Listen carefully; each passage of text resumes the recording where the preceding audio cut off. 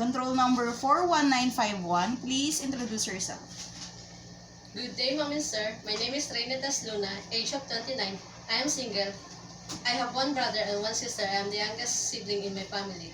What is your educational attainment? My educational attainment is vocational for caregiver in Kalayan Educational Foundation Why do you want to go to Hong Kong? to provide financial of my family. Have you been to any country before as an OFW? Yes, I've been working in Hong Kong for 1 year and 5 months. What kind of work you had in Hong Kong? Taking care of elderly.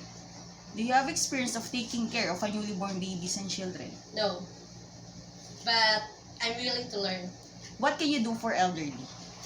Changing diaper, riding in a wheelchair, and taking care of my patient to hospital. Aside from your daily household work, what other special skills you can do inside the house? I can cook Chinese food like steamed vegetable and steamed fish, and also a Filipino food like adobo and menudo.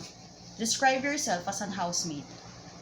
I'm honest and hardworking as a helper. During misunderstanding of your employer, what do you do? I will tell to my employer, say sorry and apologize. Describe your relationship with your past and present employer. How did they treat you? They treat me like a family. Message for your future employer in Hong Kong. Good day, Ma'am and Sir.